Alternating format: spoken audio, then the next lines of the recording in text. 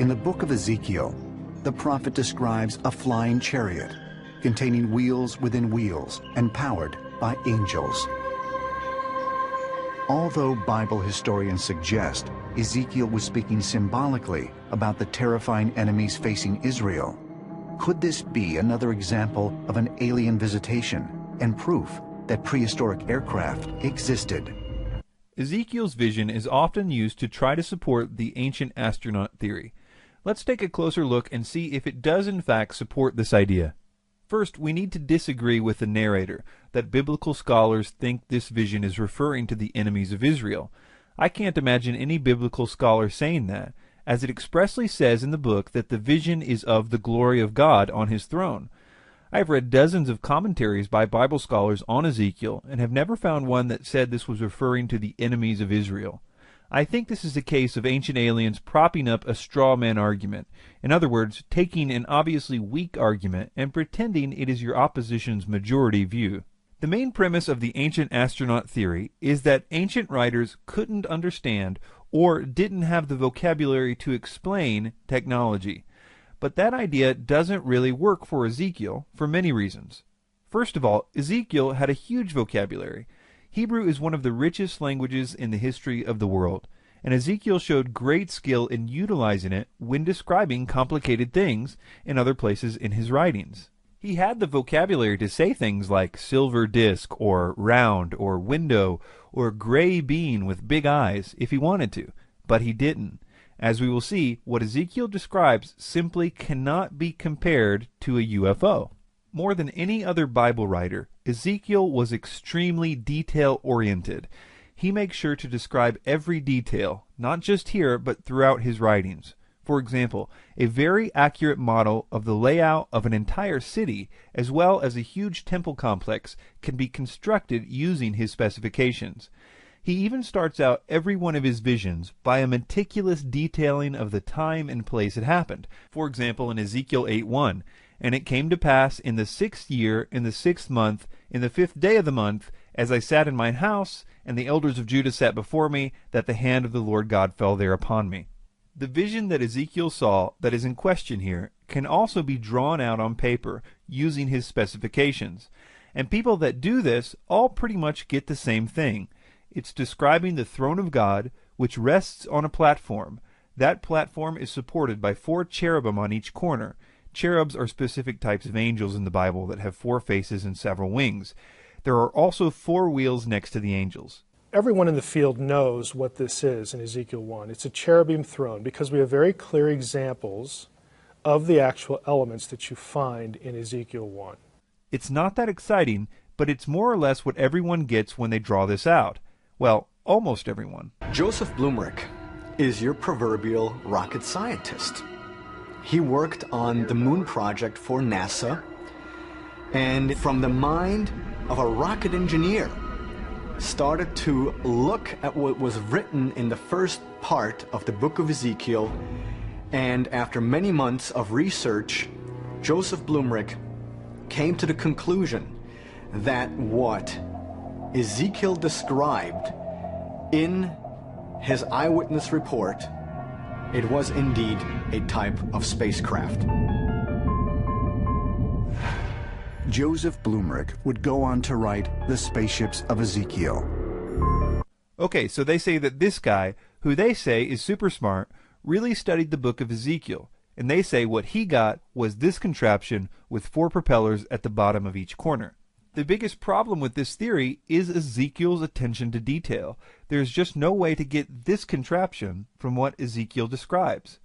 Blumrich's book and other books, other items penned by ancient astronaut theorists, again, all have the same weakness. They tend to ignore the vocabulary of Ezekiel chapter 1. For instance, again, the throne upon which Yahweh seats is never described as round or silvery or some sort of disc-shaped. That just has to be assumed and brought into the text. So they either do that, or they modernize the descriptions that are there. For instance, the bovine, the calf legs must surely be legs of a UFO or some other aircraft, landing pod sorts of things. Let me read a description of the 4 angels holding up the throne, and you can decide for yourself if you think he is really struggling with his ancient vocabulary to describe 4 propellers. Also out of the midst thereof came the likeness of 4 living creatures, and this was their appearance. They had the likeness of a man, and every one had 4 faces, and every one had 4 wings. And they had the hands of a man under their wings on their 4 sides, and they 4 had their faces and their wings. As for the likeness of their faces, they 4 had the face of a man, and the face of a lion on the right side, and they 4 had the face of an ox on the left side, and they 4 also had the face of an eagle. It's hard to get a propeller when Ezekiel says, and this was their appearance, they had the likeness of a man. Ezekiel knew what a man looked like, so it's just not honest to say that Ezekiel mistook a propeller for a man. But Ancient Aliens has a way around this one.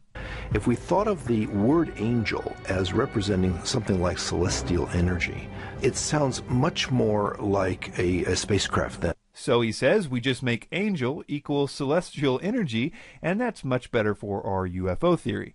Talk about forcing the evidence to fit the hypothesis. Using this logic, I could say that the description of my car would sound more like a UFO if instead of wheels I said anti-gravity devices.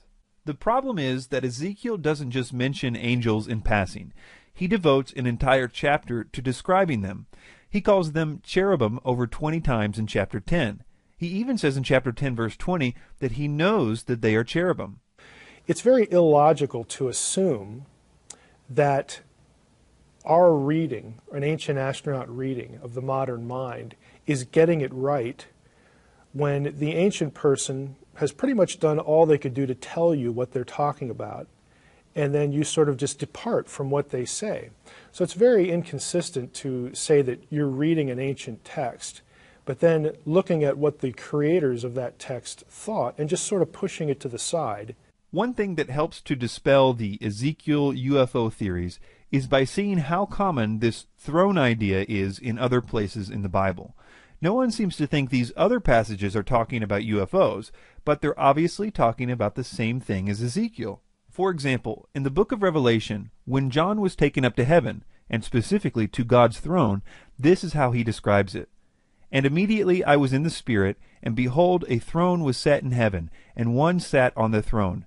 And before the throne there was a sea of glass, like unto crystal, and in the midst of the throne, and round about the throne, were 4 beasts, full of eyes before and behind. And the first beast was like a lion, and the second beast like a calf, and the third beast had the face as a man, and the 4th beast was like a flying eagle. And the 4 beasts had each of them 6 wings about him, and they were full of eyes within, and they rest not day and night, saying, Holy, holy, holy, Lord God Almighty, which was and is to come.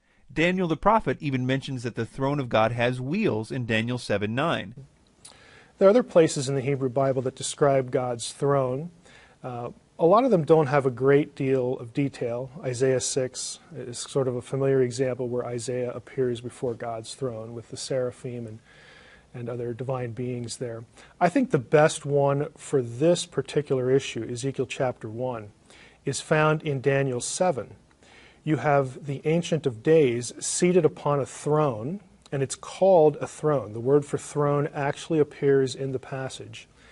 And the issue there is, since we know it's a throne because Daniel calls it a throne, it's really important to observe how the throne is described. It has wheels.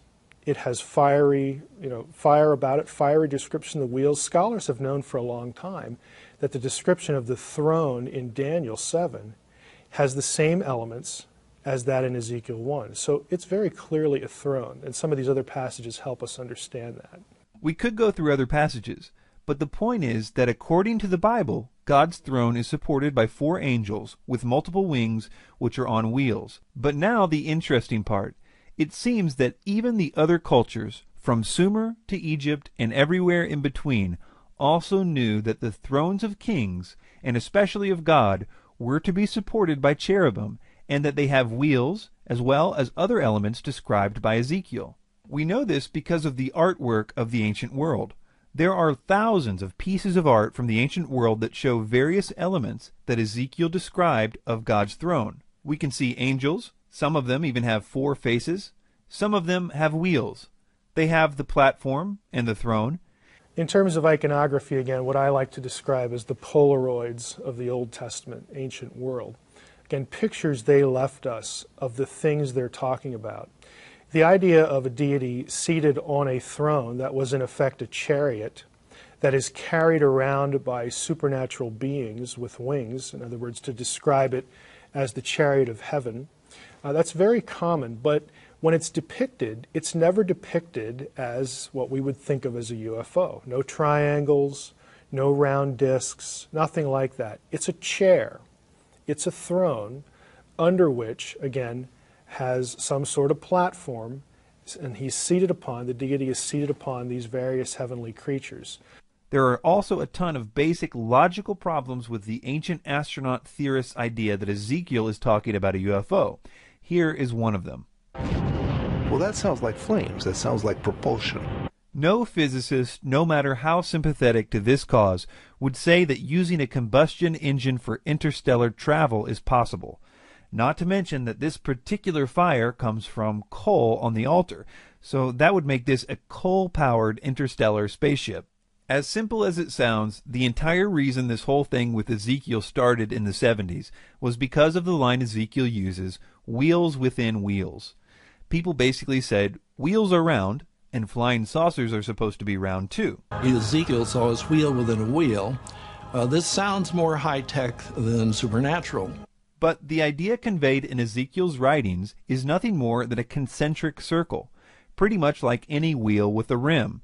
It's not exactly a high-tech idea. The only reason it's mentioned is because Ezekiel is such a detail-oriented writer. Daniel doesn't go into such detail when he describes the throne of God. He just says wheels. Besides that, there are 4 wheels that make up one unit. So if you're going to say a wheel within a wheel is a UFO, then you have to say that UFOs only come in sets of 4, because that is unambiguously what Ezekiel is describing. And these wheels are not horizontal, as if they were flying around. They are vertical, just like they should be if they were really wheels. So we see that this idea is refuted by, number 1, the consistent biblical motifs using these elements to describe the throne of God. Number 2, the thousands of pieces of art from the ancient world that depict thrones as having the same elements that Ezekiel describes. And number 3, all the logical problems with the theory, such as it being a coal-powered combustion engine.